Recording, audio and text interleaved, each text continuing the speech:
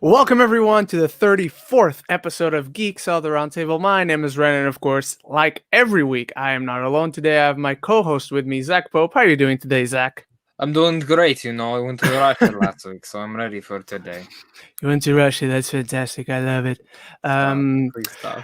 And of course, we got a surprise guest, the first guest to ever return for a second time so far on Geeks on the Roundtable. He's been here before, and today we're talking Assassin's Creed. So I immediately thought of this person. It's Brett from BAM Tube TV. How are you doing, Brett? Hey, hell folks. yeah.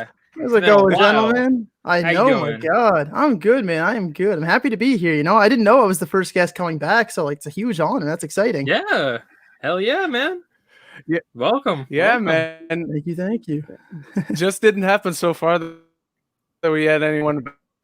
As soon as I saw the Assassin's Creed thing, I was like, you gotta have Brett on, hopefully, because it was last minute. I was just hoping that you were available to come on the show again. All right, and I have my game ready. You heard us talk a little bit about last time you were here. You have your game. So last time you were here, I don't believe we were doing the game at that point. But Zach, today you're doing the game. Let Brett know how it works. So the game, I'm going to give you 3 things, and then I'm going to give you 3 other things, and you have to choose which one goes to what. All right? Okay. Usually we try to keep them within the topics for the day. Right. Yeah. Let's see. So you have to. I'm going to give you 3 different topics from today, like 3 iconic things, and then I'm going to give you, and you have to turn them into a video game. And I'm going to give you 3 studios that you have to choose from that are going to turn these into video games. So we have we have Creed, The Meg, and Shang-Chi. Now the developers you have to choose from are Naughty Dog, the creator of The Last of Us and Uncharted, Ubisoft, the creators of Assassin's Creed, Far Cry, and then Rockstar, the creators of Red Dead and GTA. Oh God, that is a tough one. God, you put me on the spot right out of the gate. All right, so is Creed, The Meg, and Shang-Chi. Damn, that is a tough one. I think that I thought based off like the first studio said, it's like, okay, I got this. So this is going to be fine. And then it was Ubisoft, Rockstar, and who was the third one? The first was Naughty Dog, right? Right. I would have to go. Oh man, I would have to go Naughty Dog and Shang-Chi. I think would be a good comparison. I feel like Shang-Chi is going to be a lot more of a kind of adventure-styled movie. I could be completely wrong, but I feel like they would do really good with that kind of content. And then it comes down to, it's kind of a tough call between the two of them. I would say Ubisoft and The Meg, just because Ubisoft is known, I think, for kind of testing the waters a little bit more. I find they go a bit more out there with a lot of their games, and they've kind of been trying new things here and there lately. So I feel like that could be something fun. I just kind of picture it as it would just be like Maneater.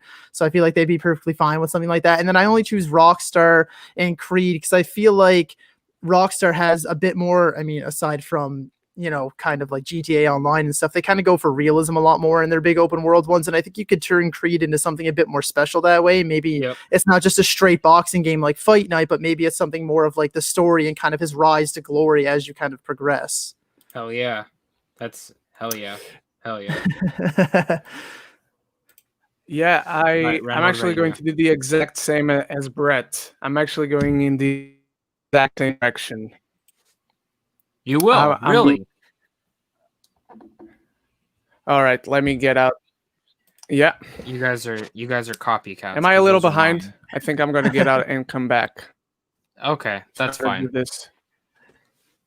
But you know what though? I'm the same way. Creed just get out for a second. I'll be right back then. Creed for Rockstar is definitely what I would have chosen. 100%. I think that. Did you ever play Bully? Bully, I have not played it myself, but I'm kind of like well versed in it. I guess I've seen enough on it to know that it's something I'd be interested in. Okay, because that's the way that I view it. Is like that's how I was like that's how I viewed it. As I was like, oh, that's definitely what I would do. Is something in that verse. But even adding in, Naughty Dog taking on Shang-Chi, the obvious choice, and then Ubisoft taking on the Meg makes sense. So yeah, exactly. Definitely, man, definitely. Are you excited for the PS5? I am extremely excited, pre-ordered? Dude. I did not actually. I was going to pre-order, and my brother stopped me because he never got to experience a day one kind of launch. I remember I went for the PS4 and I waited outside at like 6 a.m. in the freezing cold at Walmart, and he kind of wanted to have that experience. So I promised him that I'd take him down to our local Walmart and try to snag one day one. So damn, dude, I've never done that. I hope to God you can get one day one.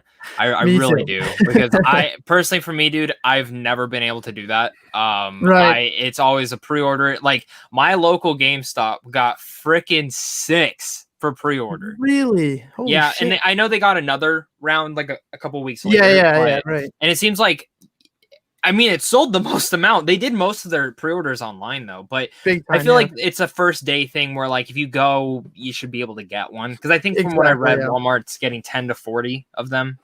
Right. Yeah. I heard, Best Buy, I don't know if it's the same for the States, but Best Buy Canada just announced 2 days ago that they're actually not doing in store on day one. They're only doing online. Everything, all the stock that would have been in store is all just going to be placed online now. But I think Walmart, as far as I'm aware, is still doing like a day one launch. So I think that's where we're headed. We have a Walmart, like I could walk to it in like 15 minutes. So we're just going to rip down there day one. And yeah, he wanted the experience, right? And that's kind of the whole purpose of it. He's only 14 years old. Is roughly the same age I was when the PS4 came out. So I was like, yeah, man, let's do it. Yeah, absolutely. I love it. So Ren, did you want to finish the game? No, I think you heard what I had to say. That I agreed with Brett in not only his conclusion but his thought process in getting to the games and who did what. At the end of the day, that was the direction I ended up going in as well. Hey, so we're all copycats today, right? Yeah, there we go. Yes, perfect. That means I passed, so I'm okay. Exactly. I thought I made something pretty clever, within 5 minutes of the show fucking started. Thanks, everybody, Because right before cameras went on, Zach was like, "Hey, Ren, am I doing the game today or are you?" And I was like, "Oh shit, I didn't think about that." And then I remembered, okay, I'm doing the game. Very nice, the sexy time in the morning. Me and baby Yoda get on with it every night, Oh, Jesus Christ, don't do that. All right, guys. Before we get to the main topics, there's one thing we must address off the top. It came out within the last hour, I believe. Don't lie. And that's the official trailer for Michael Bay's. You're fucking lying. This isn't a fucking movie. It's an SNL skit. I wish it was. That actually would have been pretty cool, quote unquote. It would have made more sense. Songbird came out, which I still have no idea why it's called Songbird. But it's because it's a BioShock reference. Oh, okay. If you say so, I believe you, Zach.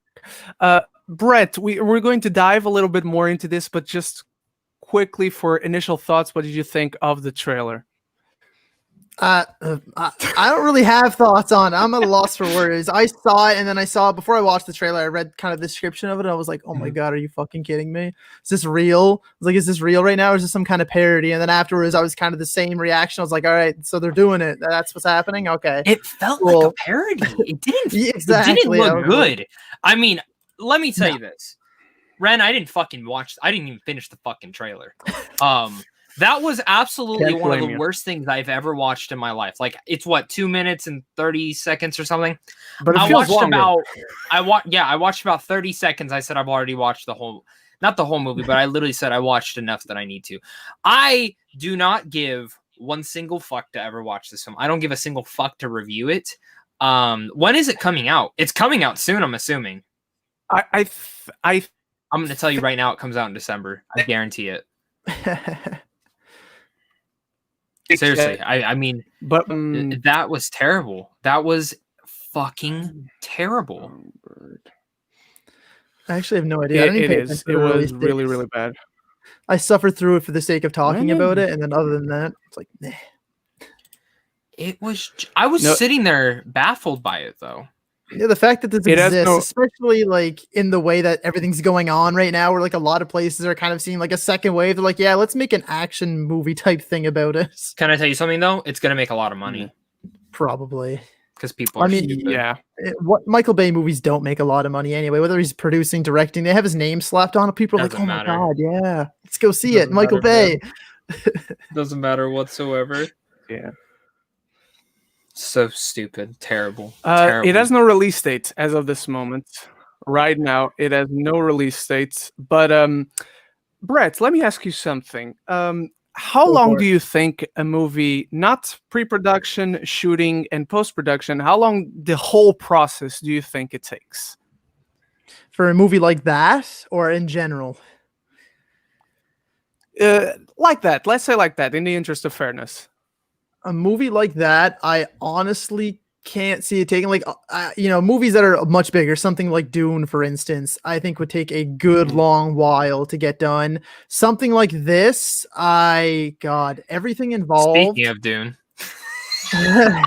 Oh no. Oh, are you Um, kidding me? yeah, I can't see it taking long. For a movie like Songbird, I would say no more. Like that could probably be shot within a few weeks, I would say. And then everything else added on top of it, I'd say no more than probably a few months, like 4 to 6 maybe. But honestly, that might be being generous. so speaking of Mhm. Dune as well, I know someone who saw it, so I'll just leave it there. What? Oh yeah, Just that's right. Yeah. Ren doesn't And want then to know we're anything about it, so I can't say. yeah, neither do I. But like, are you I fucking don't. joking? We're not No, gonna get no, it for like a I'm year. not, dude. I'm not joking. And the more thing that pisses me Wow. off, it was in my state.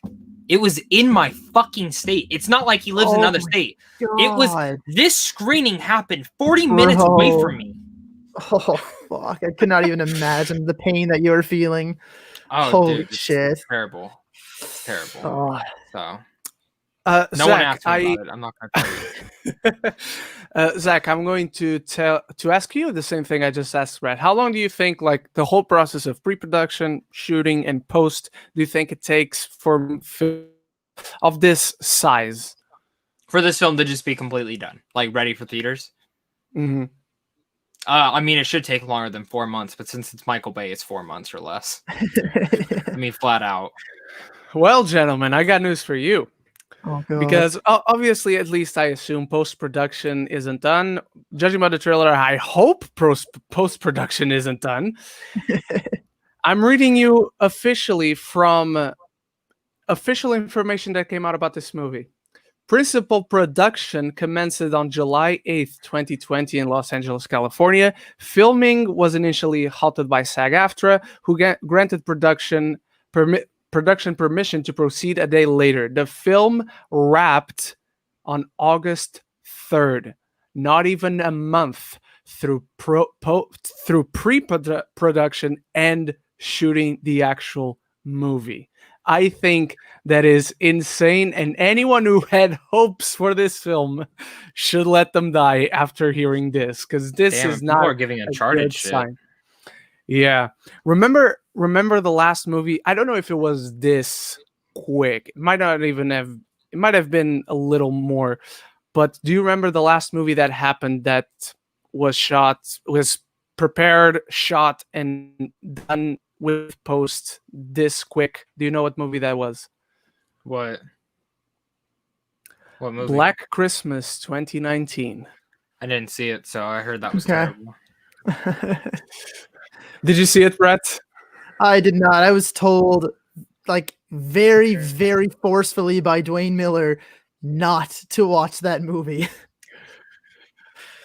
I gotta agree with Wayne. You know, there are movies that have a message in it. Black Christmas 2019 is a message that has a movie, an idea of a movie, wrapped around it, and it doesn't care for anything else. It's really, really awful. I really hated Black Christmas 2019, and I have no love for the franchise as a whole. I never seen the other ones, so You know, I'll there tell we you go. this, Russia, terrible choice. Terrible. All Yeah. right, gentlemen, let's go to our first main Also, I'm topic. throwing Which... Songbird in the fucking dungeon. Oh yeah, I'm throwing Songbird. You're very right, Zach. Thank you. Throwing it in the dungeon for Like, sure. do you guys Brad, even how want about to you? watch this or review it? Like, I have no interest in even reviewing it. I really don't. Call it morbid curiosity as far as watching it is concerned. I think it's going to be one of those that I'll decide if I review it or not after watching it. Okay. Oh my god. New I'm gonna keep doing breaking news just so everyone knows because Blumfest is going on. Breaking fucking news. So you remember how Blumfest did Welcome to Blumhouse earlier or a couple of weeks ago? Yeah. And they did 4 movies, which honestly, let's be honest, they were not great. I still have only seen 2. They're all pretty much shit except 2, and the other 2 are just okay. Did you watch any of them? I watched what did I watch? I watched The Lie and Nocturne. Cool. So, just announced 2021 coming to Prime Video. 4 new titles and directors helming each one. We have The Manor, written and directed by Exel Caroline, who made nothing that I've heard of. We also have Blackest Night, directed by Mariette Lego. Don't know who that is. We have number 3, Madres, directed by Ryan Zezergos. He has 11 followers on Twitter. And Bingo, directed by Horror Gurur, who was in charge of who has done the Purge TV show, which actually was not too bad. Did Culture Shock for Hulu. So this is the most established director. I'm gonna tell you right now, they're all gonna suck. Fucking, probably.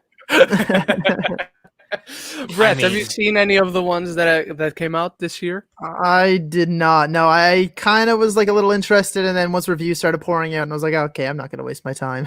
It was. I will tell you this from the ones I've watched The Lie. Incredibly awful movie. It's amazing awful. twist and then awful ending. Dude, he says the twist is amazing. It's fucking god awful. You see it from the beginning happening. It's so bad. No, you don't. So I was watching it with 2 other people. The 3 of us didn't see it coming. Oh, terrible. Fuck. Literally one of the worst fucking movies I've seen all year long. I agree with that. It's I would rather eat shit than watch it again. Oh Jesus.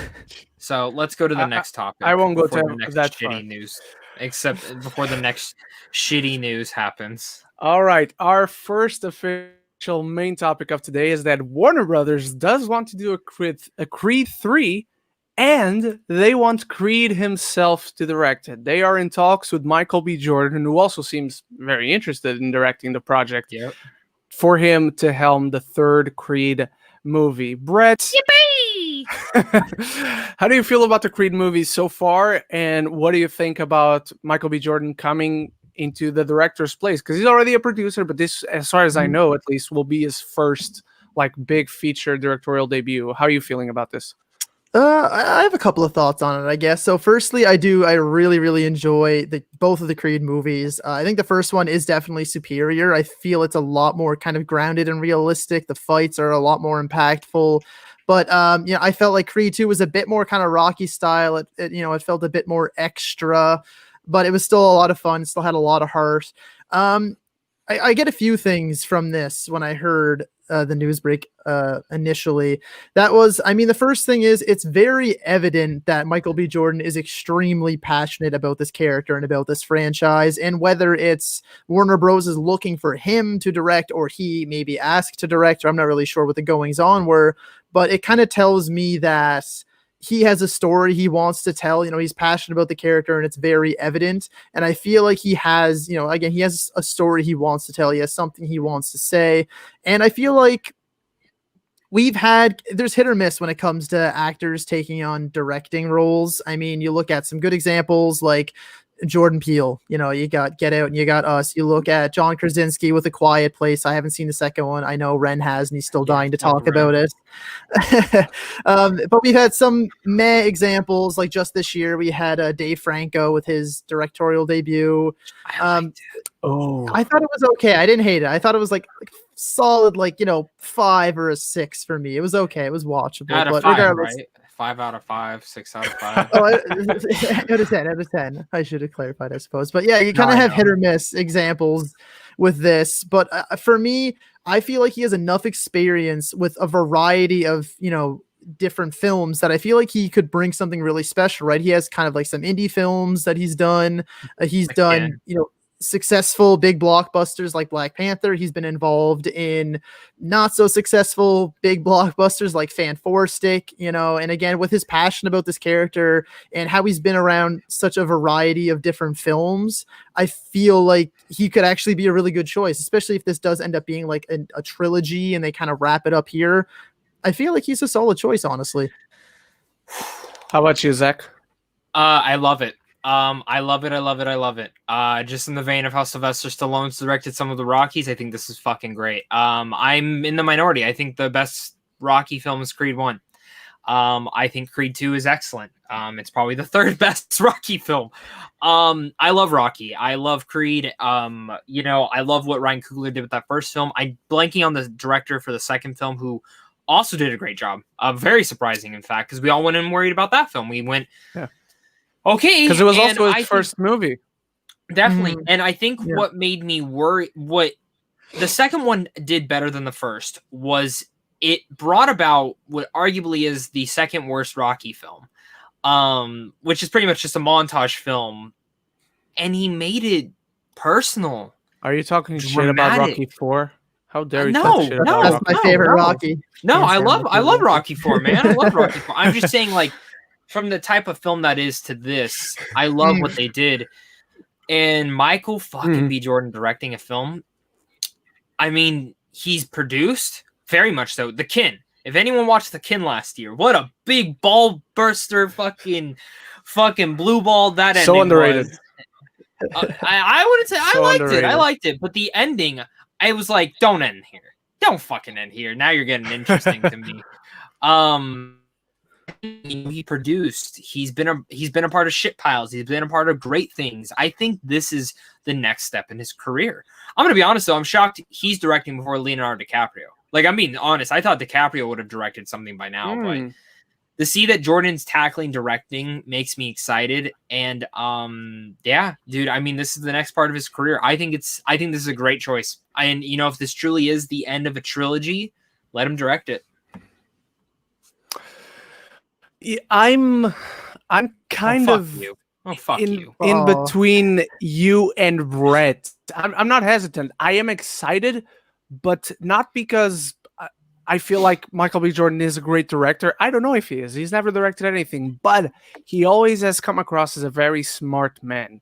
And he's produced and he's worked with a lot of these directors, and he works very closely with these directors.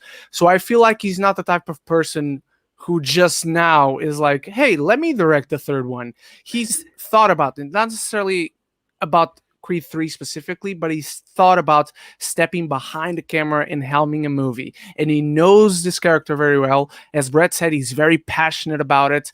And he has a lot of experience behind the camera and what a story should be.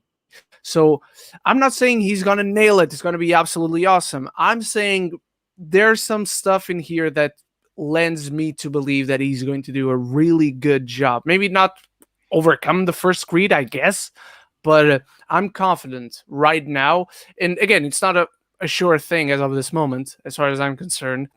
They're just looking at him and thinking that he could be the one to direct it. And I think it's a good bet if they end up going with him. So overall, I'm knighting it. How about you, Zach? I'm going to knight it. All right, Brett? I agree. I'm going out. I'm going to copycat again. I'm operating with you guys, knighting it as well. Let's go. All right, gentlemen, for our second topic, and this is a doozy. No Time to Die, The Broccolis, 007 has denied Netflix's offers to buy it to go directly into streaming, which was said to have been around the $600 million, and they rejected.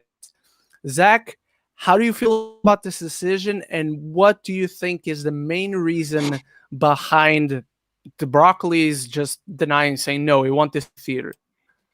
I mean, high five to them, man. I get it. I'm sure. I have a feeling Netflix and Apple went to them. I think one of the two went to them first and was like, hey, how much? And I'm sure then one or the other heard about the deal and said, let's throw in our money as well. And I think 600 million is probably what they need to break even. I really, being honest with you, that's what they have to break even. I think that's like the lowest amount they could possibly. Well, actually, maybe not, because then they won't be splitting with theaters. So I think maybe it gives them like 100 million, 200 million, like kind of win in there, because the movie cost 250. And from what we understand, they've already spent 200 on the marketing. So that's around 450. So I guess it gives them a little bit of a profit without having split with theaters. So I get it. I mean, 600 million is a lot, but makes sense to me. I mean, this is a big blockbuster film. Yeah, for sure. Brett, how about you? I agree, but I'm a little more passionate about it. Look, I know we all do. You can see it right behind both of you right now. We're all major, like we love our theater experience, obviously. And I know we all collect physical media, and that was my point. And like we all love our streaming services. I'm sure we do. We probably all have like 4 or 5 of them. We love them. But like fuck those guys. I would take a theater going day any day over sitting down and watching Netflix, right? If it came to, my decision, I want to see No Time to Die in a movie theater. I don't want to sit at home and watch it on my fucking TV on Netflix or something. I want to see that movie. It's Daniel Craig's last Bond film. Like you said, they poured $250 million into this, and the movie looks fucking amazing. That's not that much, honestly. I could afford that. Guess. I don't. Yeah, I'm happy it's not. I don't want to go around and see people watching this on their phones, just in the Tim Hortons. Well, I guess I don't know if you guys are all familiar with Tim Hortons. Tim Hortons is big in Canada. I am. There's one in Wales. There you go. So shocked. Yeah, I don't want to see people in McDonald's on their lunch break watching No Time to Die for the first time on their phones. I kind of want to see that, though. I do not. I want to see this on the biggest screen I can possibly get to. I'm so excited for this movie. It was originally my second most anticipated for this year before everything got fucked up. So, I want to see this in the theater. I'm really glad they rejected this offer. Or these offers. Yeah, I'm more inclined to agree with Brett, but also like I'm really happy that MGM and Broccoli said no on it, because that shows that they really believe in this movie and they're preserving that theater experience. But on the other hand, it also shows that, damn, Netflix, Apple TV also really believe in this movie if they were willing to drop $600 million to have it on their service. That is an insane amount, and this was like confirmed, right? This wasn't like a rumor. Yes, like, it actually got confirmed. Yeah. Mm-hmm. Can you imagine if that happened? I'd be crushed. Dude, I read the news and I'm like, fuck. I didn't see Spectre, and to be a flat out honest with you, I've never seen a James Bond fucking movie in theaters. Never seen one in theaters. I've watched them only at home. So guys, hang on. Film Speak is here. Film Speak is in the chat. Thank you so much for being here. They took away around $500 million from Skyfall given split because that film grossed $1 billion, which means they're probably projecting around the same, or were, if they wanted to recoup what they would have heard. Thank you so much for the comment. This makes sense. Going along with what Brett and then I eventually said. Again, thank you, Film Speak, for being here. But that makes sense, and it also kind of gives a reason behind Apple and Netflix's offer, because they also must be very aware of this. Oh, 100%. They gotta be. Be. Yeah, they gotta be. Come on, man. Fuck you. All right, Zach, are you uniting or throwing to the dungeon the decision of keeping Bond in theaters? Fucking knighting it. Yes, Brett. I know what your answer is going to be. 110%, no brainer, knighting that. Absolutely. Hell yeah, I'm knighting it as well. I want to see this movie in the theaters, which, by the way, I went to see. What, you went and saw it early? You want to brag about that too? No. There's only one 2021 movie that I've seen, and it's my number one of 2021. No, but when it was delayed recently from the November release date, which we're almost hitting, so we should have already seen the movie twice, almost. But so the movie was delayed from the November release to April, and then on the day after, or something like that, I went to see Saint Maud in theaters, and they goddamn play the trailer for No Time to Die again with a November release date after that. And I was like, oh, keep teasing me. Why don't you? I mean, that's hands down. I mean, No Time to Die. Not No Time to Die. No Time to Die. That trailer's fucking amazing. Oh, yeah. It is. Absolutely. Take my money. Take my money. I missed the part of the conversation too. Like, my internet also says, and very right. Oh, go for it. I was just gonna say, was it? I missed. I was just saying that I think Zach, the Yeah, go ahead. I think we're a little off here. I think you're a little bit behind on me. That's no worries. You go first. I'll say after. Okay, I was just saying, Film Speak says, I think the big thing is like the fact that this was even a conversation is an indication of the future and the power that streaming has. And very right. It's absolutely right. The fact that it was even put on the table is completely something that would have never happened like 2 years ago, I want to say, most recently. Mm-hmm. Definitely. But Brett, what were you just about to say? I'm sorry. Yeah, and my internet cut out in a little bit during the No Time to Die conversation. But Zach, did you say that you haven't seen any of the Bond movies in theaters? Nope. Really? Never. No, dude. I wanted to see.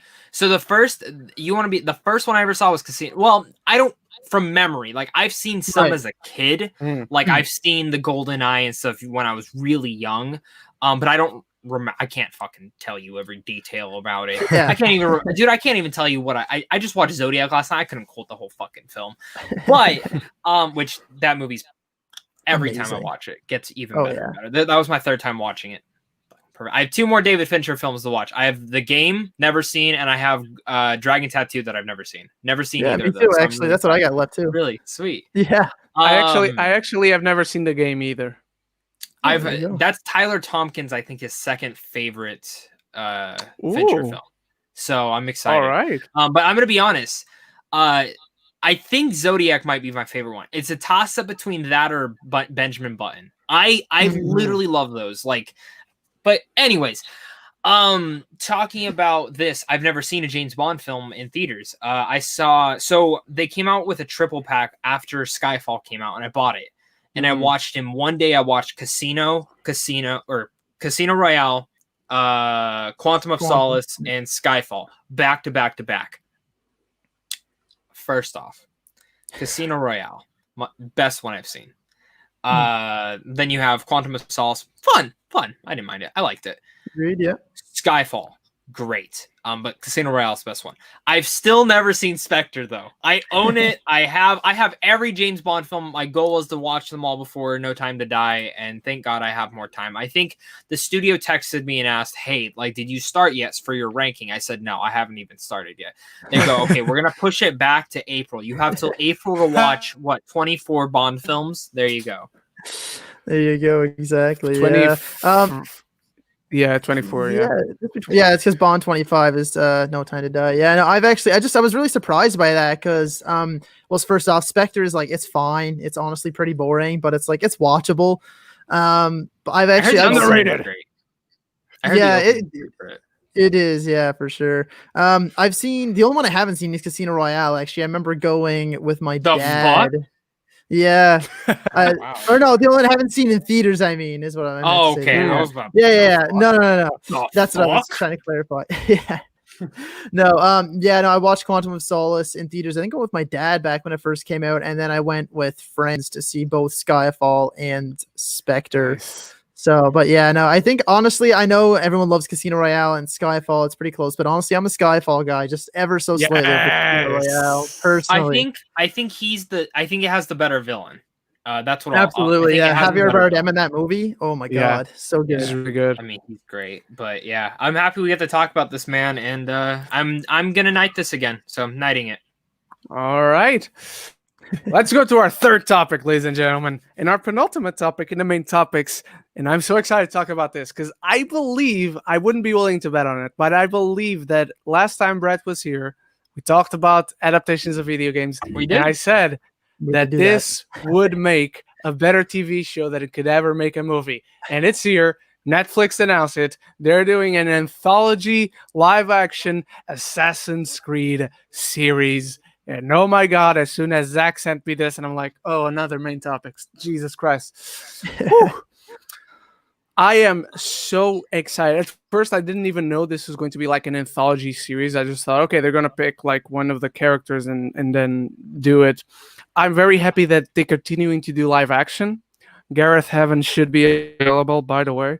And this just seems like the perfect fit because Netflix has a mixed track record when it comes to their movies. But when it comes to TV shows, it's overall very solid. I think the anthology genre, let's say, that can work very well for this property. Just remember, keep it mostly inside the animus and not outside the animus.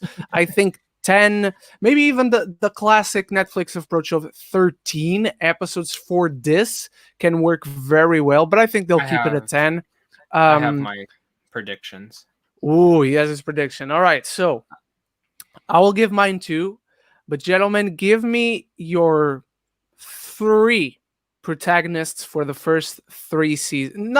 Not even for the first 3 seasons. Overall, let's say this show gets 10 seasons overall. Give me the 3 most anticipated protagonists for each of you. Let's start with Brett. God, 3 most anticipated protagonists. I don't even know. Obviously, Ezio has got to be the first one, of course, the biggest name in the Assassin's Creed franchise, 110%. Other than that, I'm really not sure because I don't find any of them are really quite as memorable as Ezio was. I feel like an underrated game because I think there was high expectations for it, and I believe, and I feel like it was really underrated. And I think his name was Connor, was it, for Assassin's Creed 3? Yes. If I'm not mistaken. I did. Yeah, exactly. I feel like that too could also be a solid protagonist that they could really work with. And then his name is escaping me for whatever reason, but the protagonist in Black Flag, because that's probably honestly my favorite. Edward Kenway. He was the grandfather. I knew of Kenway Connor. was the last one, right? Yeah, those are probably my top 3 because I think those are some of the games that I enjoyed the most. I found as the games went on, they kind of lost me, and then when they kind of did this whole revamp with the RPG style, kind of brought me back. But I feel like obviously Ezio's the number 1, and then the rest there, I feel like those other ones are ones that kind of came to mind as the more prominent protagonists throughout the series. But I don't know, maybe that's just me.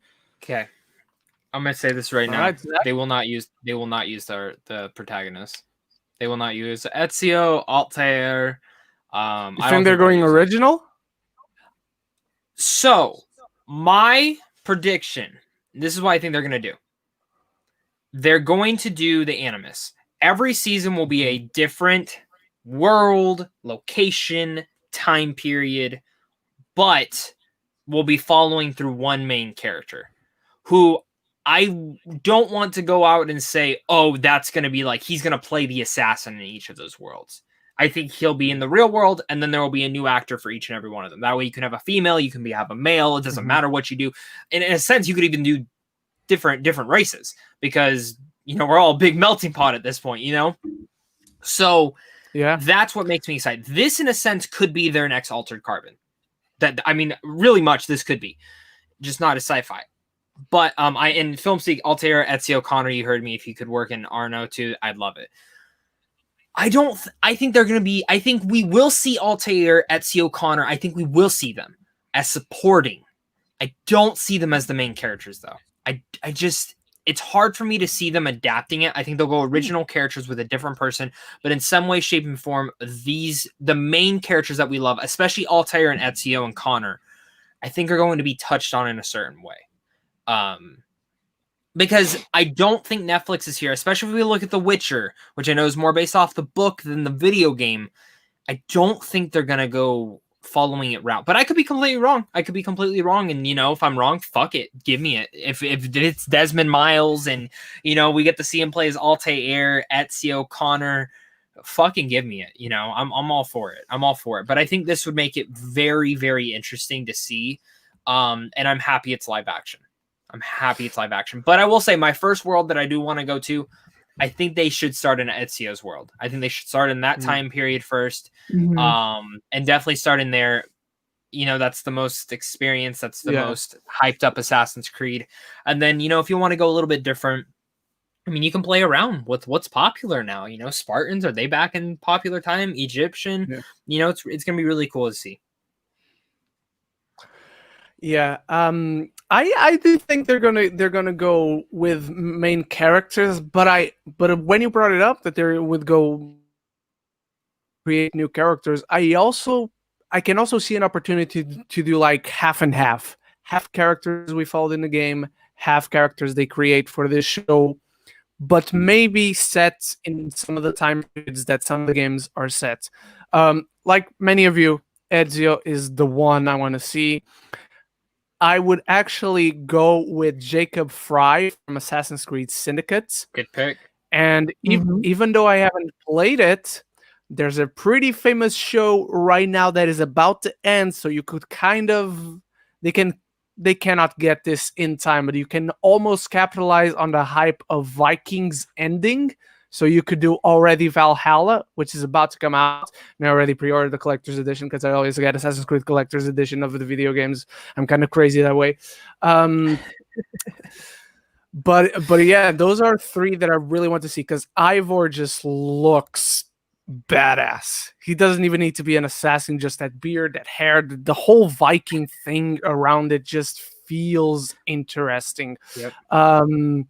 Got a Ren's film next speaking. cosplay now. I feel like we'll have the protagonist, either Desmond or whoever, but then they'll follow like Altair, Ezio, the big names for each season, and jump around to different time periods. Exactly. That's my thoughts. Exactly. And when Zach said that they wouldn't do characters from the games at all, I also thought that they'd be crazy to pass up specifically Ezio. People would riot. Yeah.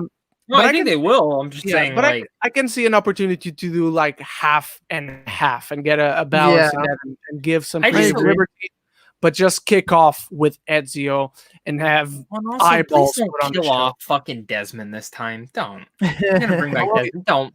When does he die in the game? He dies in 3? He dies in 3, and that's when the whole real world went to shit. Like that's when I'm like, I don't give a fuck about that. They got weird for a little while. Odyssey got a little bit better. I didn't mind Odyssey. I actually kind of liked what they were doing in there, but I like Odyssey and Origins a lot, and I quite like I quite like Syndicate. I didn't like Origins. I tried so hard to get into that game. I tried 3 times and I just fucking couldn't get into it. It sucks, man. It sucks. What was before? So there was Black Flag immediately after 3. Was that the one? Yep. Black Flag was 4. Yeah. That's my favorite one. Because I remember that when Mine probably go 2 and Black Flag. Because I remember Black Flag's the runner-up. Yeah. Because when I went to Black Flag, everything in not the real world, but the present day was so different that I'm like, wait, what the fuck happened in 3? And I had to go back and check because I hated so much what happens at the end of 3. It's so out of nowhere, in such a big jump. Film Speak also hated the real world stuff in Black Flag. There we go. You know what? I never actually finished Black Flag because I don't remember specifically like what mission it is, but it is one of the missions in one of the ships, and I just can't get past it. So then eventually when Unity came out, I was like, I need to get it, and I started playing it, and then I went on to play Origins and Odyssey as well. So now I'm just waiting for Valhalla, and I already ordered it for the PS5 because I'm not doing PS4 anymore. I'm moving on, PS4. Goodbye. Anyway, gentlemen, what's the verdict here? Brett, are you uniting this decision of Netflix doing an anthology live-action series, or are you sending it to the dungeon? Oh, absolutely uniting it. This is like you said way back when we met last on this podcast. That's the way you have to do a property like this. You can't just do a one and done. You can't just do, and I'm so glad, like Zach was saying too, that it's live action. I feel like this is really the only way to do this franchise with so much variety. It's the only way you can do it justice. So absolutely knighting it. So can I say this? I'm going to knight it too, but let me pose this question to both of you. What is the next video game franchise you want them to take on? Other than Cyberpunk, because it's already rumored that they're already doing it. Dare I say it? Because you guys know what I'm going to say. Dare I say it? God of War. Yes. I was thinking that yesterday. I will though, because it's Sony. Does Sony want to market it towards Hulu? Maybe because they have that deal with Disney Plus, or Amazon Prime. They have deals with both of them. Can you imagine God of War going on Disney Plus by mistake? Well, not Disney Plus, but like Hulu. But like Hulu. Because Hulu. Hey, mommy, what's this? Oh yeah. For me though, I'm going to say, I'm a big fan of BioShock, but I don't know if I'd love BioShock, but I think I'd rather have it as a movie, and I'd rather see it on the big screen. So I'm actually gonna say Gears of War. I would fucking love to see Gears of War as a Netflix series, especially because what Netflix has done really well. Their 2 action films this year, awesome. Old Guard and Extraction were a ton of fun, and I think you can do that on here too. Yeah, I was about to ask that for BioShock because you were mentioning it. But if BioShock, let's say it got announced as a TV show, where do you think would be like the most suitable place for it? HBO. HBO? 100%. Have to be, yeah. Because of Lovecraft. Like Lovecraft's tone, I think is exactly how you could do. It's a mix between you could do Westworld and Lovecraft mixed together. That's BioShock. That's how I would view it. Mhm. Okay, all right. Going back to Assassin's Creed, I'm nodding it as well. I can't wait for this. I can't wait to see all the different seasons. Hopefully, if people watch it, we get several seasons. Plus, we're getting that Fallout show for Amazon Prime. That Fallout show for Amazon. That's right. If I don't get there, brought it up, that I had forgotten about it because it got so little like people talking about it. I think in the day people were talking about it, but after that it was just like, if that doesn't get announced, or if I don't get an early screener for that, I'll fucking cry. I mean, dude, I have literally a whole display full of Fallout. Dude, I have literally a whole display full of Fallout shit. Like, I have an atom bomb with every single game ever made in it. I have Vault Boys. I used to have the Pip-Boy that goes on your arm. That would actually fucking work. I sold that thing for a lot of money. I fucking love Fallout. I hated 4 though. Or I didn't hate 4, but I was pretty disappointed in it. I don't have anything here, but I have I have one for Assassin's Creed 3.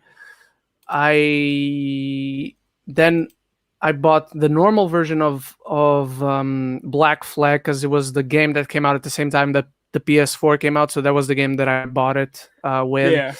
But since Unity, I have every single Assassin's Creed game in the big collector's edition box with the statue and whatever else. What's your favorite one, Ren? My favorite one is number 2, but Brotherhood is real close and very unpopular opinion. My number 3 is Revelations. I think Revelations is a really good game.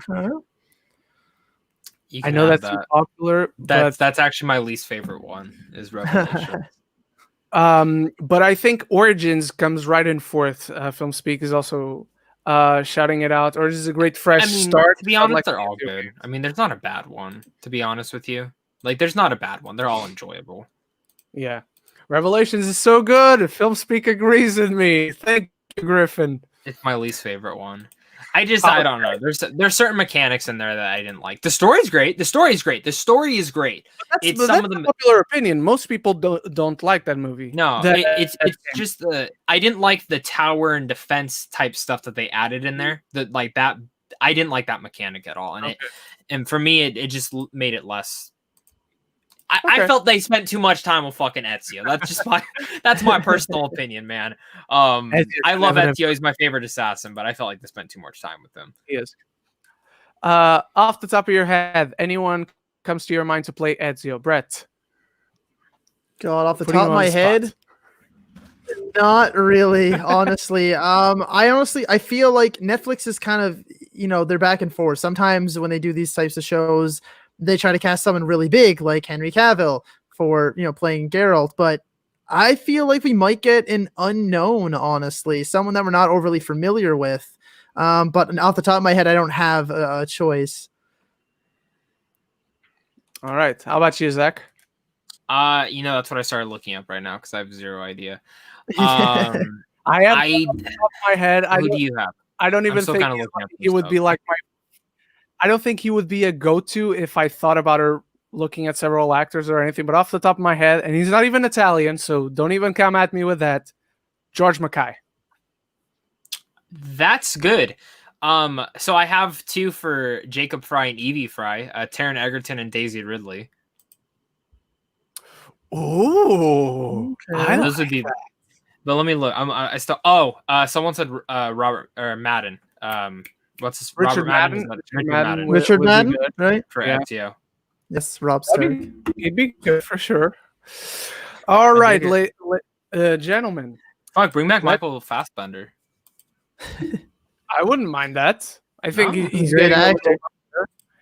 But I wouldn't mind that. All right, let's get to our main topic. topic, which I love the thumbnail today because Christopher Abbott is also really. Oh yeah, take that shit. Yeah. My God! Wow, that's good. But our last topic, right? yeah, last topic, last main topic. You can, of course. Cool.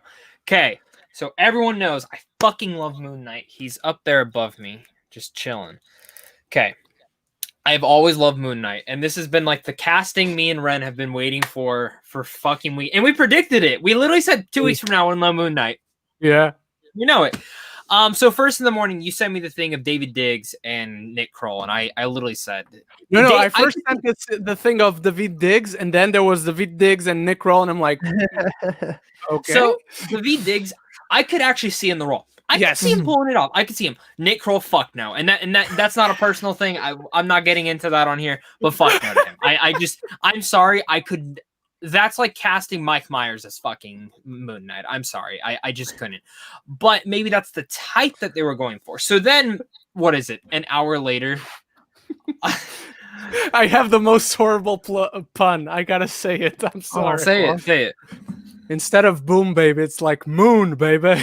Oh my God. But so I was literally at work doing my job, and I shouldn't have looked at my phone, but I do it all the time. And I'm over in the luggage section, and I look down, and I literally go, fuck yes, out loud. Fucking out loud. Verbal reaction said, fuck yes, out loud. Verbal, very out loud. And I'm like, fucking perfect casting. This is huge. I love Oscar Isaac. I think he's one of the best actors working today. I literally wanted to fucking flip out and cry. I mean, that's the honest truth. So yeah, I loved it. Oscar Isaac as Moon Knight. Fuck yeah. I literally told Ren I'm screaming right now. I'm screaming that we are getting Oscar fucking Isaac as Moon Knight. And then think about it. We're probably going to get him and Mahershala Ali on the same screen at the same time as Moon Knight and Blade. I mean, that's right. Just take my money. I'm just, the one thing that makes me sad is we probably will never see Robert Downey Jr. and Oscar Isaac as Iron Man and Moon Knight having a conversation. That's the only thing that makes me sad, but whatever. True. Zach, before we go into it, the fans, Griffin is asking, and he was there, I believe. He's asking you to get into the Nick Kroll thing. No, so it's fun. Not in public. All right, Brett, how are you feeling about Oscar Isaac being the Knight of the Moon, especially announced on the same day that the NASA announced the moon was wet? It's wet, all right. Oscar Isaac is Moon Knight. I'm wet. Honestly, I'm in the exact same boat as Zach is. I could not be more excited for this. I never thought in a million years that they would get someone as high profile and as exceptional of an actor as Oscar Isaac to take on a role, especially where it's starting off at least as just like a Disney Plus TV series. We know that eventually he will cross over into movies and things like that. But like the fact that they got him to come on and do this TV series, it blew my fucking mind. I saw the same thing. I saw David Diggs and I was like, yeah, I love this guy. Like he's so good. I can see that. And then I saw the Nick Kroll thing and I was like, I don't know about that one so much. But then, yeah, it was not long after I saw it. It was maybe 15 minutes later from the point that I saw it that I saw Oscar Isaac. And I essentially like shit my pants without actually shitting my pants. I was like, oh my God.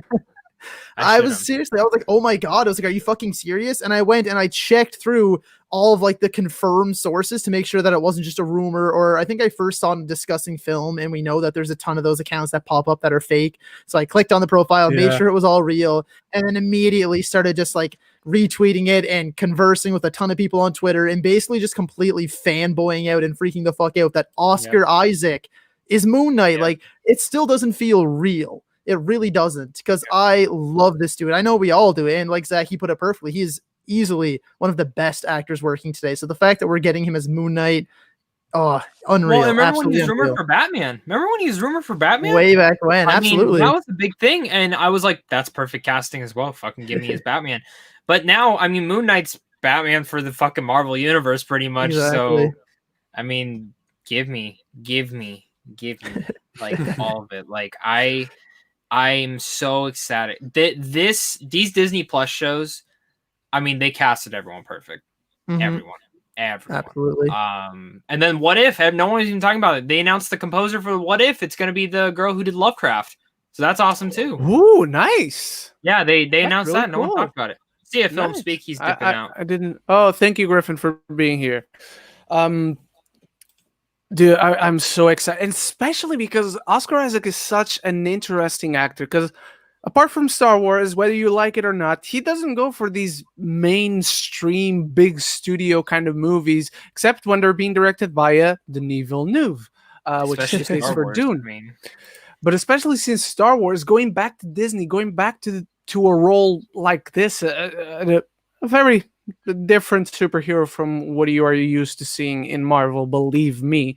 And for anyone who wants to start reading Moon Knight, anything that Jeff Lemire has ever touched when it comes to Moon Knight, go for that. I'm even going to type it in the chat, in the live chat below. Anything this gentleman has ever done with Moon Knight, go for that. It's just sensational, the stories they tell.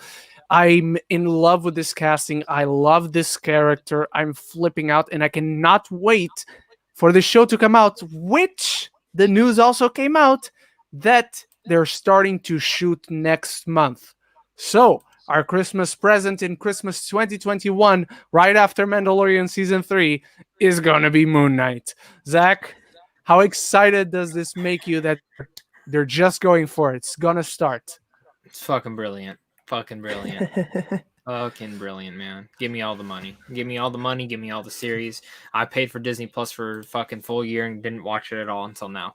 So there's a good shout here, by the way, in the comments. Chico EP says, well, Oscar Isaac was Apocalypse, especially after that experience. The fact that he's signing up for this gives me extreme confidence in this project. The and way he's that going to it's be being Spider-Man written. 2099.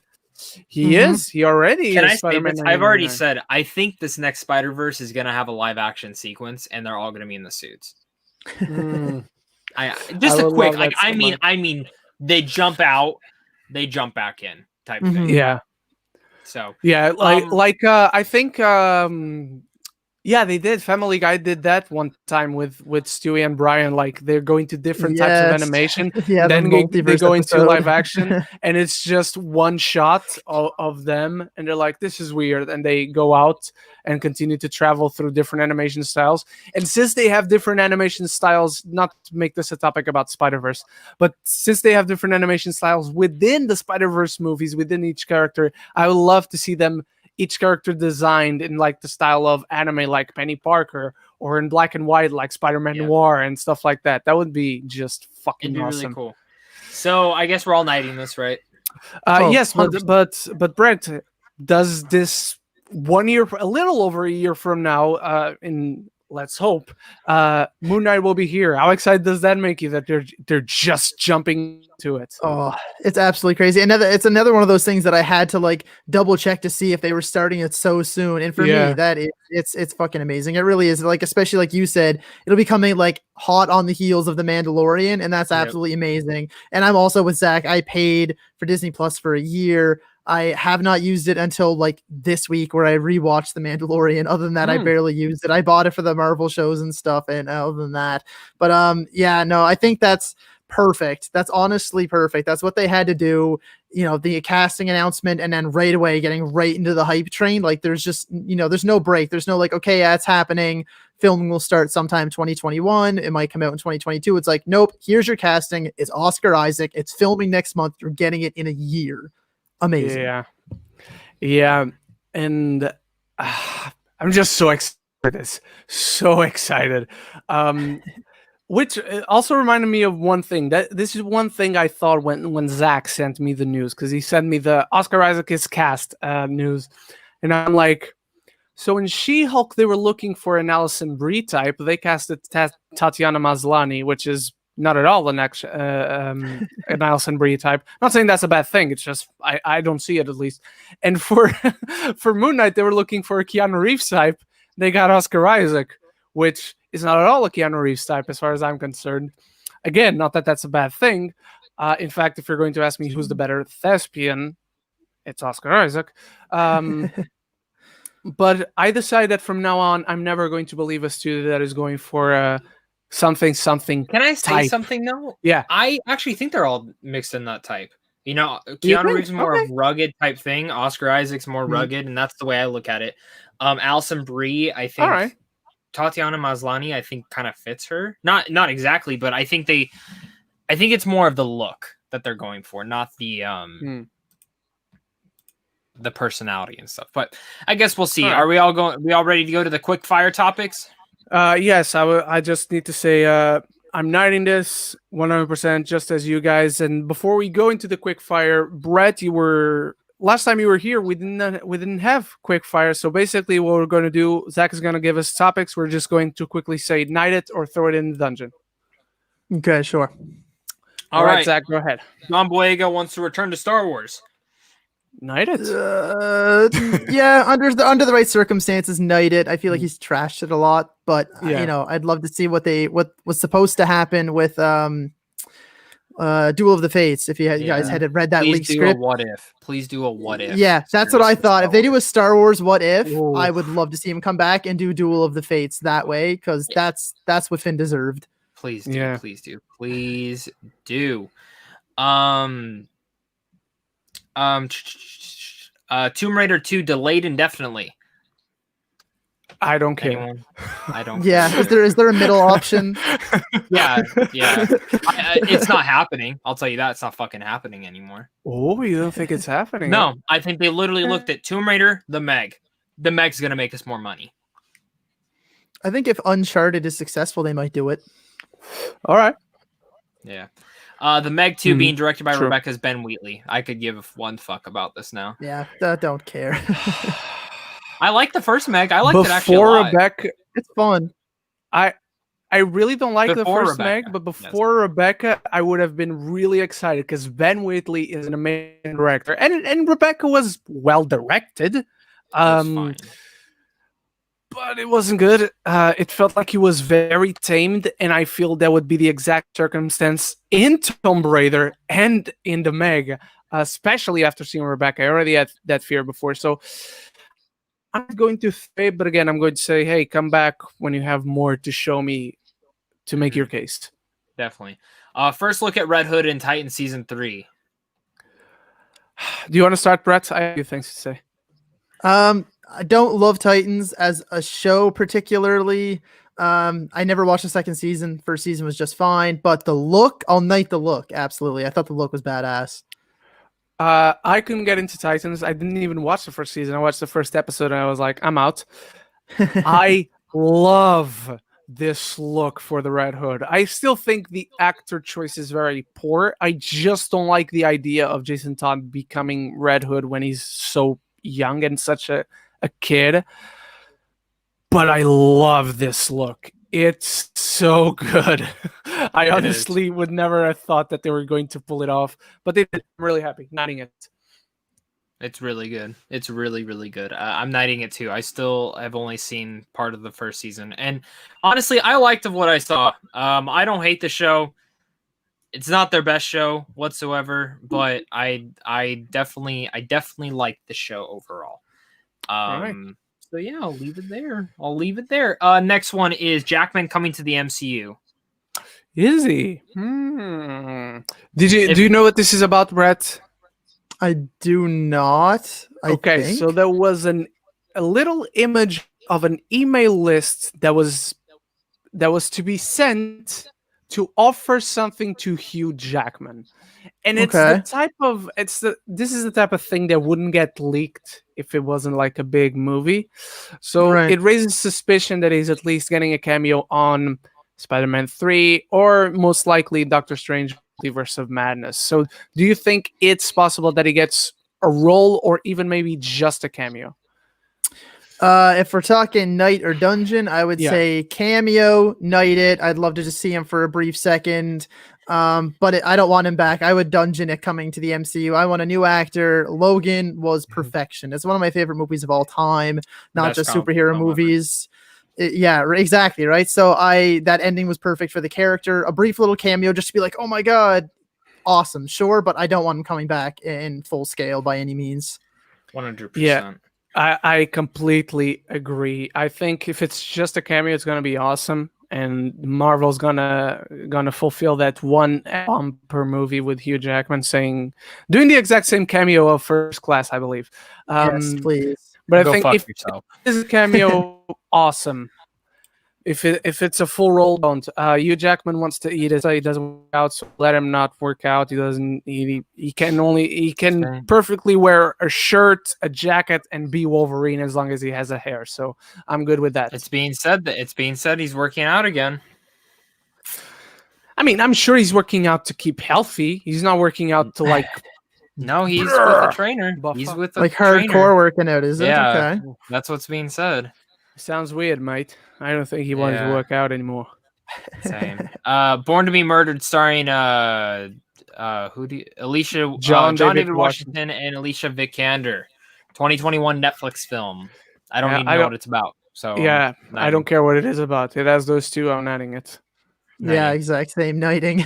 First trailer for George Clooney's Netflix movie Midnight Sky. Did you see this, Zach? No, I didn't want to. Oh. How about you, Brett? Did you? Oh, Oh no, we lost him. He we disappeared. lost Zach. We lost Zach in the World Wide Web. All right. Did you see the trailer for Midnight Sky? I did not. I saw it and I was like, it could be interesting, but I didn't bother to watch it. Hit the All right. It was right. I think it looks amazing. It has an incredible cast. I think it's going to be one of those films that literally is pulling at your heartstrings, and whatever it does around that, I'm not so sure about. So I'm optimistic. So I'm going to say come back later when we're closer to the movie, and maybe there's another trailer.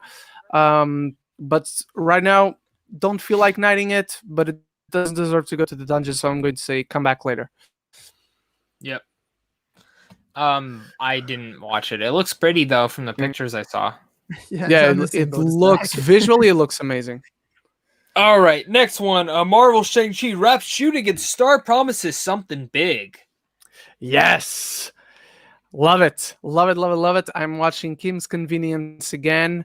Love that show. He's amazing in it. I'm showing it to my flatmates right now.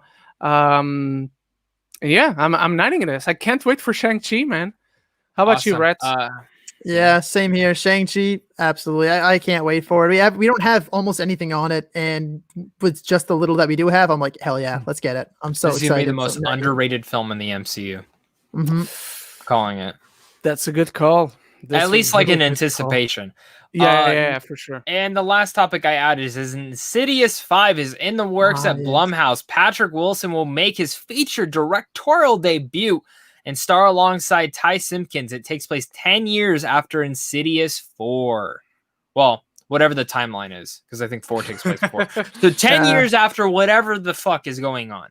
Yeah. I'm gonna start with this one real fast. I have a love-hate relationship with the Insidious. I think the first one's fucking hilarious. I don't think it's scary. I think it's pretty fucking funny. The second one I actually think is pretty creepy. The third one I think has moments to it and showed Lee Winnell as a director, and 4 was garbage. I didn't think I'd be excited for this, but the fact that Lee Winnell made the story, Patrick Wilson is directing it, he's starring in it with Ty Simpkins. I'm kind of for this. I want to see what's going on with this family. But I'm not overly enthusiastic. I'm going to knight it for now. All right, Brett. I'm similar to Zach, except I did my ranking during like my whole Halloween thing. Personally, the first one's my favorite. I found the second one was just okay. I actually really enjoyed the third one, and the fourth one is garbage. We can agree there for sure. I like this idea a lot, honestly.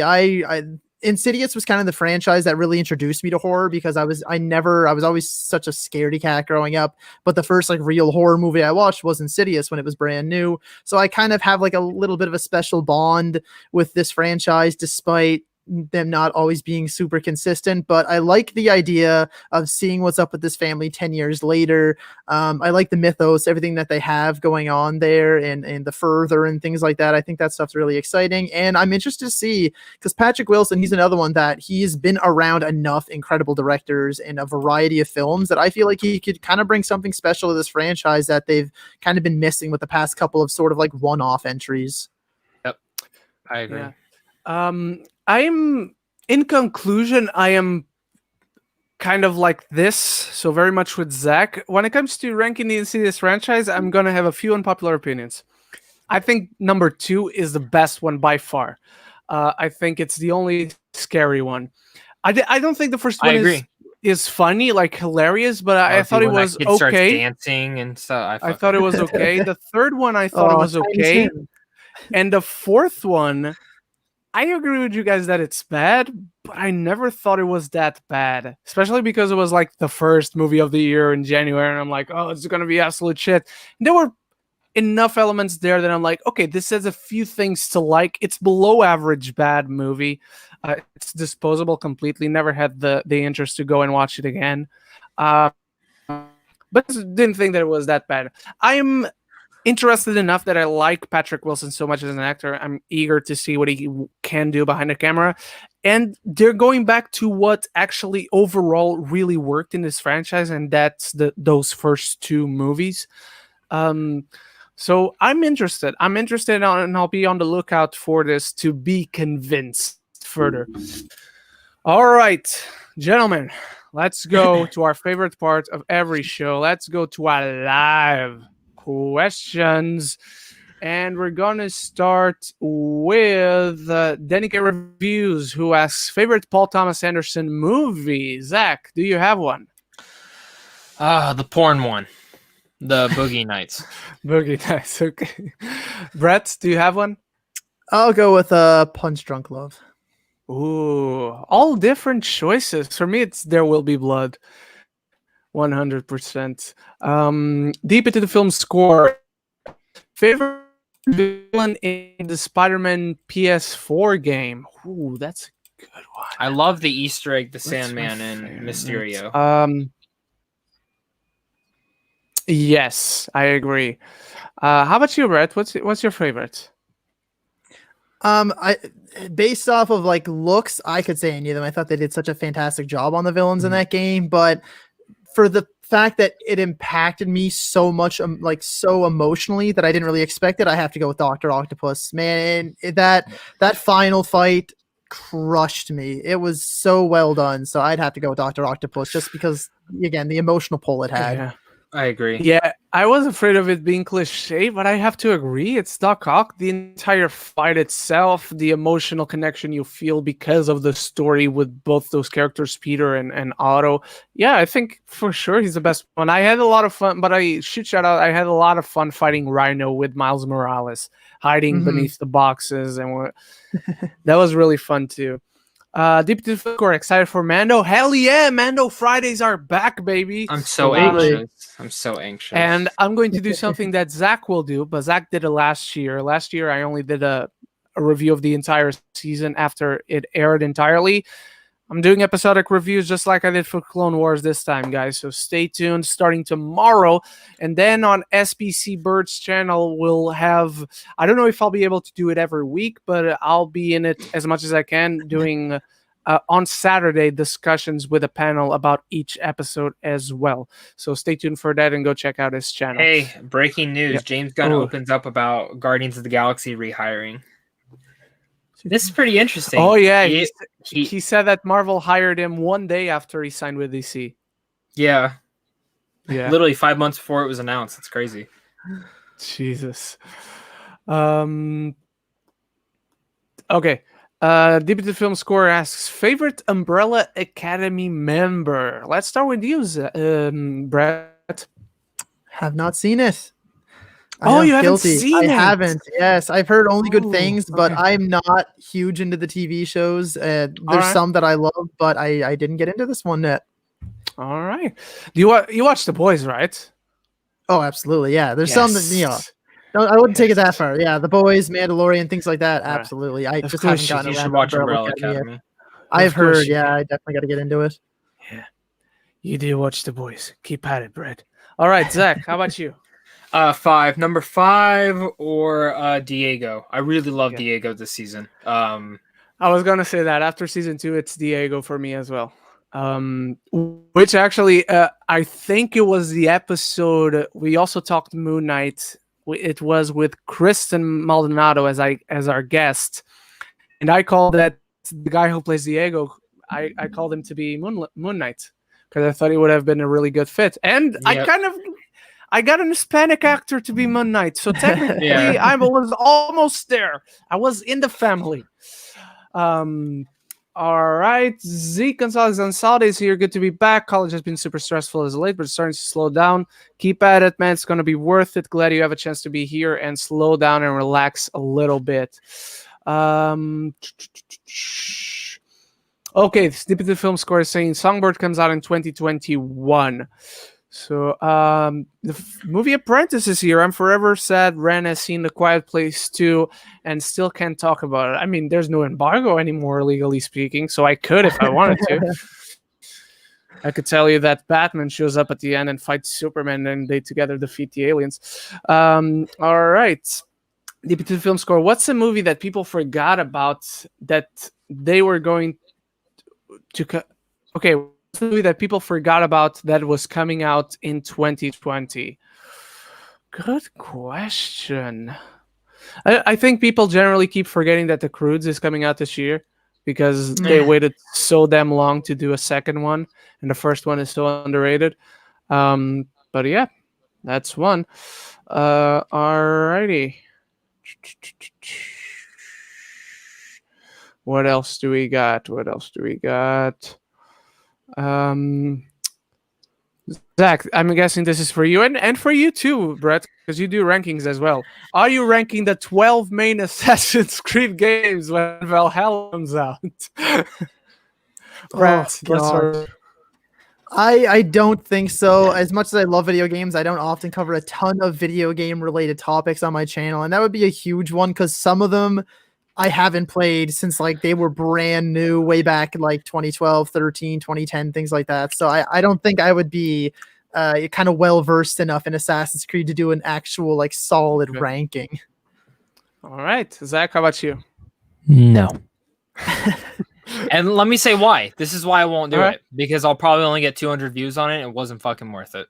I mean, that's just my flat out honesty. I'm not that, you know, it'd be the same thing. I have to do the fucking research. I got to replay part of the games. I got to do this. I got to do that. And it's like, by the end of the day, is it worth my time? You know what I mean? Am I going to make, you know, am I going to drag in new subscribers? To be honest, I probably won't. Anytime I do video game content, it's the lowest stuff on my channel every single time. So it's like, for me, it's whatever.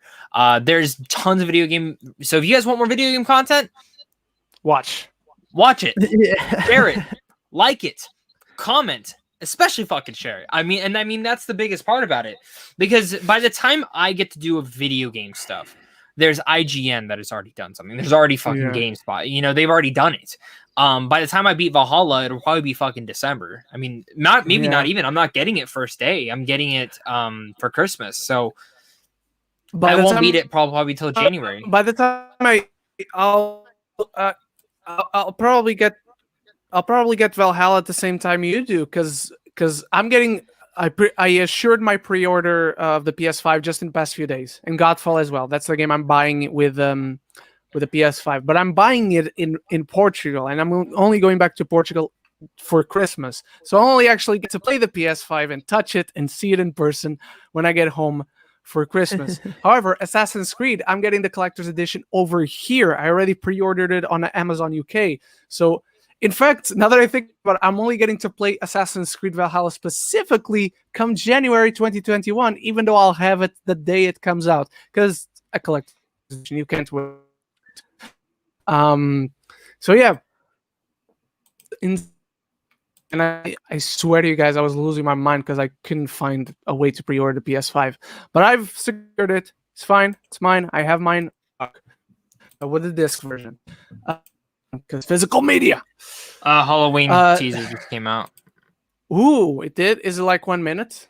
It's 35 seconds, but I don't want to watch it. I don't want to watch it. Yeah, me neither. I'll save it till after. I was hoping that when I saw that Jamie Lee Curtis tweet this morning, I was like, "Come on, give us a trailer. We need." I sent it to Zach because I knew he'd like it. Wait, Zeke maybe- Gonzalez on in the student center of my university. Wi-Fi in my apartment went down last night because of the incoming Hurricane Zeta. I hope you're okay, dude. Stay safe. Look out and praying for you to stay safe. Wherever you whether at the student center or your apartment. What else? A lot of the Assassin's Creed comments. What else? Oh, hang on. We had one here. Favorite video game franchise, Brett? BioShock. Absolutely, Zach? yeah. Either Gears of War, Mass Effect, or BioShock. But I guess now you can technically include Last of Us because Last of Us is 2 games. But True. For me, it's God of War. It's not even close with anything else. I think Last of Us Part 2 is the best story ever told in video games. Yep. But the franchise as a whole, I'm more connected to God of War because I just fucking love Greek mythology. Yeah. What did you think about Last of Us 2? What did I think? Oh, Brad. Yeah. Ren. Oh, me? I loved it. I started off kind of mostly loving it, a little bit mixed, but as the months went on and it sat with me more, and I cannot tell you how many times I've listened to the score for that game over and over again, and now I literally cannot listen to the score without almost like bawling my eyes out because of how much I love that game. So you loved it? That's what it's turned into. Absolutely, yeah. Because if you didn't, I was about to leave.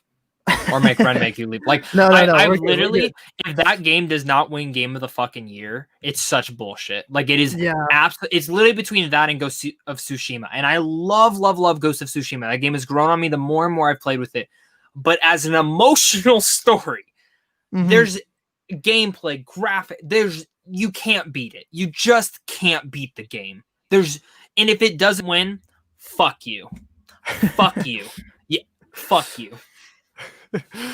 All right. Deep score. Favorite Marvel Netflix character? Daredevil. David Gordon Green said Halloween Kills is their Empire Strikes Back. Okay. All right. We're going to now find out they're not siblings. They're actually father and daughter. Pull off the Michael Myers mask, Lori. I am your father. That'd be awesome. As much.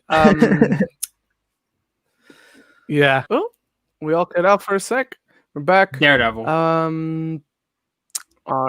right. Daredevil for sure.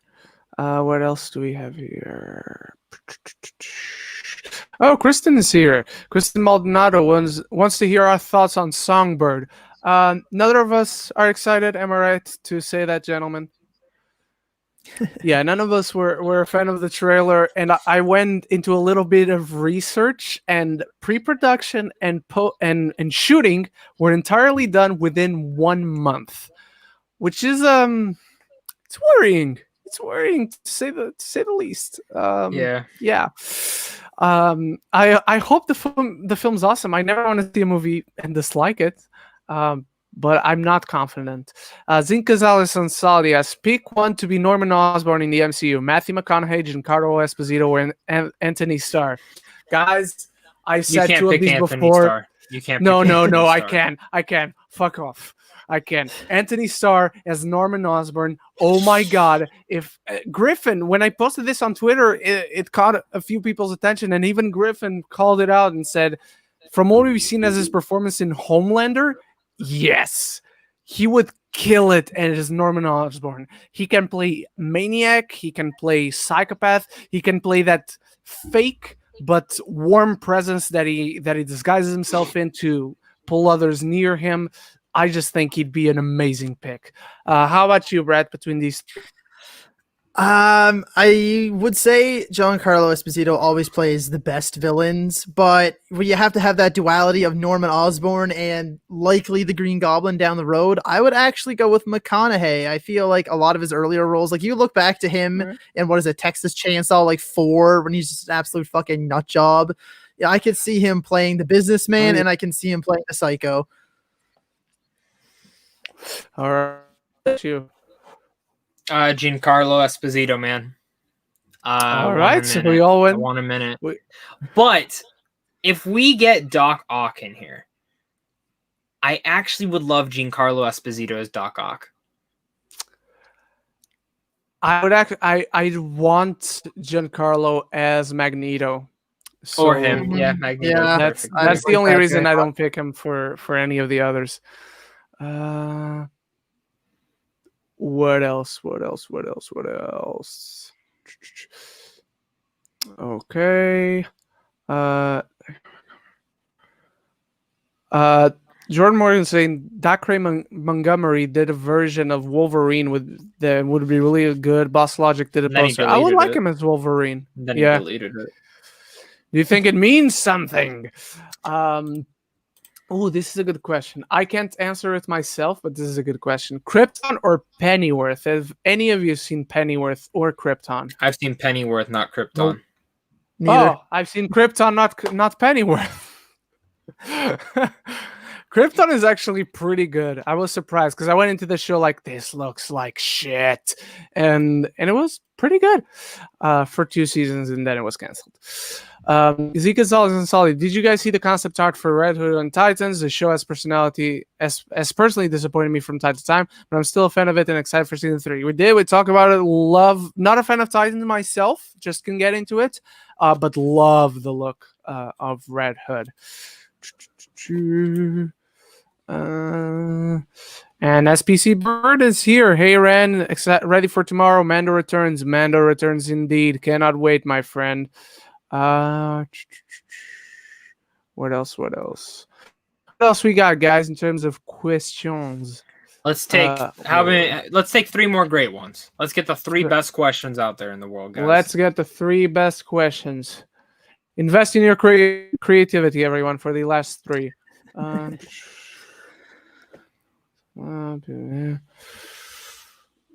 What else? Oh, this is good. Chico asks, who's a director you think would be perfect to direct the X-Men in the MCU?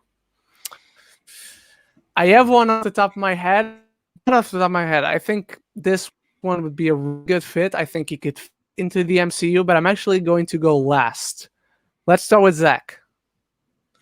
Who's the director you think would be perfect to direct the X-Men? Not Bryan Singer, that's for sure. And it doesn't have to be all the movies. Let's say the first X-Men movie for the MCU. Yeah, I want to say Brad Bird. I mean, honestly, Brad Bird or Christopher McQuarrie. That's good. That's really good. Brett. Personally, I would love to see Matthew Vaughn come back. God damn it! And no, I stole it. I'm sorry. No, First Class. Where it's at. I would love Matthew Vaughn to come back and direct another kind of revamp like he did with First Class and bring them into the MCU. I think it would be crazy good. I feel kind of the exact same way because in a way, First Class was kind of revamping the X-Men franchise within Fox. I think he could fit into the MCU and he would do an amazing job in this universe. Or this one just came into my head. Also, would be a really good choice. He kind of has been already connected with the MCU. He didn't end up doing it because he didn't want to connect it to the universe, but maybe he now wants to do it. He's my friend. He's Edgar Wright. I think he would do an amazing job with the X-Men. All right. All right, guys. Oh, there are so many good ones now, guys. God damn it. 2 more. Now we get 2 more. I know. All right, let's take these 2 that are really good that I just saw. Where is it? Okay, this is awesome. Jordan Morgan asks, if you were a Jedi, what would be your clothing style and lightsaber fighting style be? Pure nerd question. Yes, it is, and I love it for it. This is a fucking great question. Fighting style. I think I'd be more in the vein of Kylo Ren. I'd just be power. And I'd love to have the cross guard because it's actually pretty good defense. For getting your hand not cut off. That just depends if you know how to handle a sword, my friend. And I actually don't have any of my swords here in England, but maybe one day.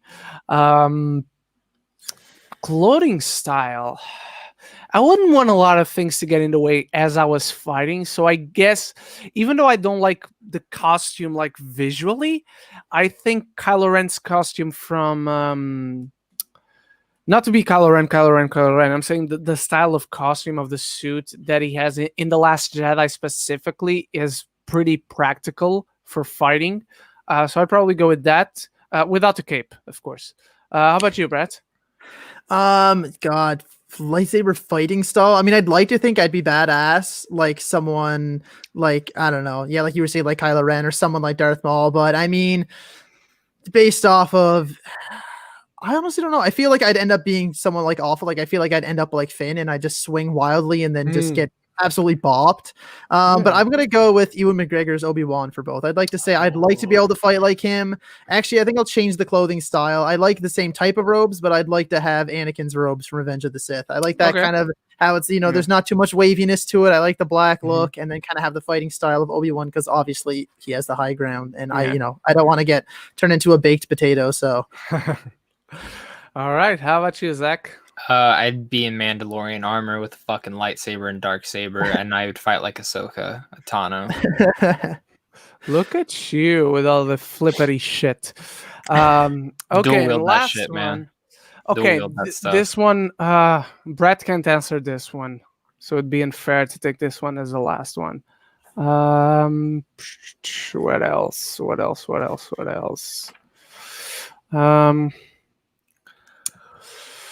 I know what question you're looking at. The one I said Brett can't answer? One. Yeah. Yeah. That's a good question, but I love the question, but Brett can't answer. Let's do it real fast. Let's do it. Let's just do it real fast. Is it the boys in Umbrella Academy? Yeah, what's one thing that is like the Umbrella Academy that's better than the boys? Oh, I know, and I love the boys much more than Umbrella Academy. But one thing that the boys does bad, they don't do it just, it's okay, it's bad action sequences like fights, fist fights and whatnot in the boys. It's really awful.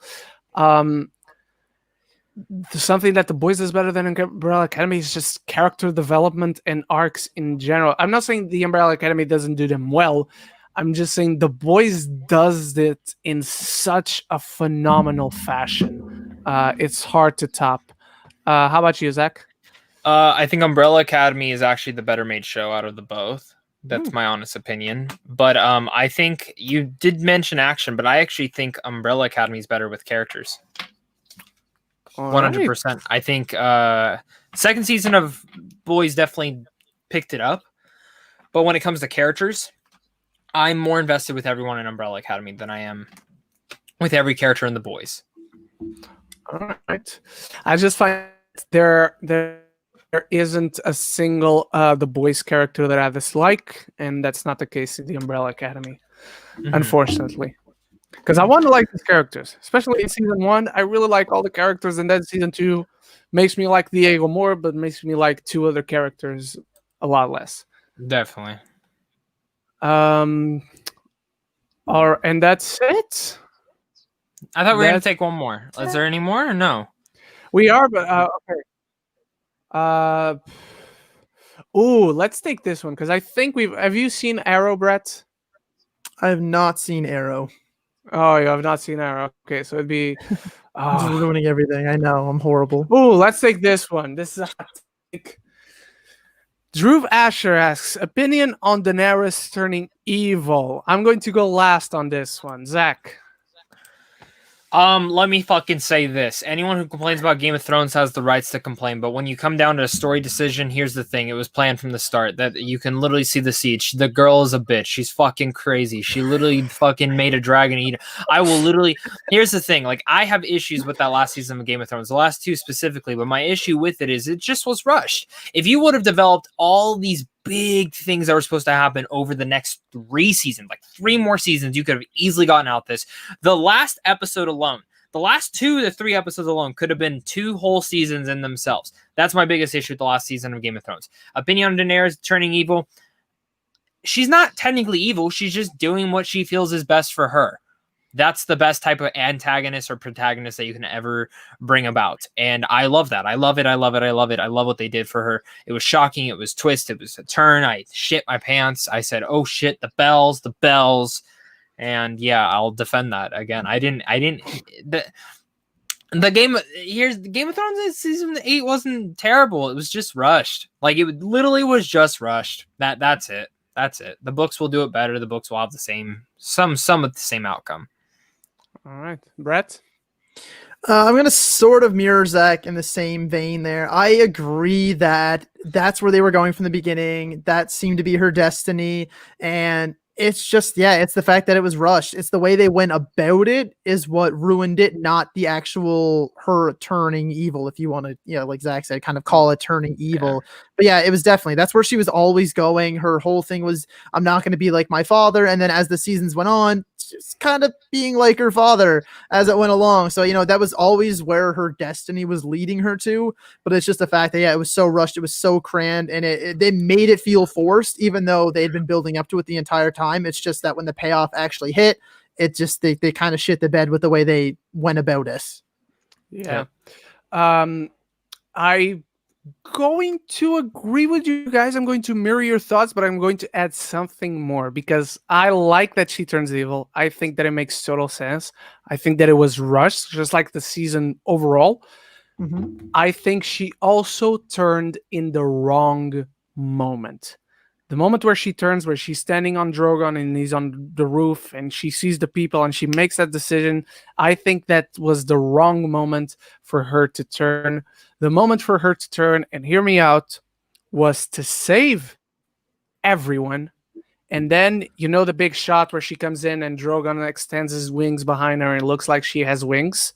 That was the moment. That should have been the moment. That should have been a build-up for her to turn, seeing the people kneel before her, but being afraid of her. And that's when she did this, and Drogon just burned them all. After making them her subjects, whether by loyalty, by fear, that's get a more balanced scale where you could see more of her plight, but you could also see, oh shit, but the people were on her side. Why did she do this? So I think she turned on the wrong moment, but overall I like it. I gave the season a B+, and I stand by it. And the best season of Game of Thrones is number 6, which was the first season where they ran out of books. So there's another unpopular opinion for you. Brett, thank you so much for. Oh no! Before you kick out, ladies and gentlemen, thank you so much for all the support so far for the first episode of Origin Story. I've already entered in contact with the next guest. Zach voted for him. You voted for him. He had the majority of the votes. Chris Parker from 3C Films will be the guest in the second episode. We don't have a specific date, but it will be within next week. So next Sunday, after this upcoming one, the episode will be up at 9 a.m. PST. So stay tuned for that. And now, yes, Brett, thank you so much for joining us for another episode of Geeks at Roundtable. Let the people know where they can find you and what do you have coming up. Of course, yeah. So firstly, thanks again so much for having me on. It's always a blast to be on here, and I'm honored to be the first repeat guest. Quick congratulations to the both of you on the successful launch of the new podcast. Absolutely adored the first episode. And of course, as well, a huge congratulations to Zach for hitting that massive milestone of 15K subscribers, man. Holy shit. Good for you. I'm proud of you, man. That's absolutely fucking awesome. So good for you. As for where you can find me, you can find my little channel at BamTube TV on YouTube and on all my social media platforms across the board, Twitter, Instagram, Facebook, you name it. It is BamTube TV. Yeah. Brett's links are not in the description yet because I wanted to keep him as a surprise, but as soon as the show ends, I'm going to put them in the description. You're a liar. You just don't want to include him. No, I didn't. All right, Zach, where can the people find you? What do you have coming up? And when are you reaching 1,600 subscribers? 1,600, probably never. Probably never. To be honest, I am taking a little bit of a lower tilt for probably the rest of the year. Mandalore Season 2, every Thursday, Friday morning at midnight. I will definitely be watching, doing my review. You'll have a Blu-ray haul coming up, which I only bought one fucking Blu-ray this month. So, Well, I don't do Blu-ray hauls because I don't frequently buy Blu-rays, yeah, so you have one over me. But and here's the thing, like I'm more really just want to relax for the rest of the year. So I'll probably do 2 to 3 videos a week. For me, that's relaxing. I am going to be doing a little bit more video game content coming up the bet. I have a PS4 top 10 PS4 games coming out soon. I was going to do top 10 Xbox ones, but there's not that many exclusives to really talk about. No. So definitely for the PS4, I'm really excited about that. That was a very, very, very hard list to make. I have like 6 honorable mentions still, but I'm excited to do that. And of course, the PS5 and the Xbox One Series X coming out. Many possibilities with that. Yes, all right. And you guys can find me everywhere at Ren Geekness. All my links, Zach's links, and Brett's links will be in the description below. And I'll have a review later today for his house, which I seen like 3 weeks ago. So I kind of forgot half of it, but I remember it was okay. So stay tuned for that. It comes out tomorrow on Netflix. And Brett, again, thank you so much for being here. Zach, thank you so much for another podcast. Well, thank you, man. And go check out the first episode of Origin Story already. If you don't watch it, you channel. fucking suck. Exactly, you fucking suck.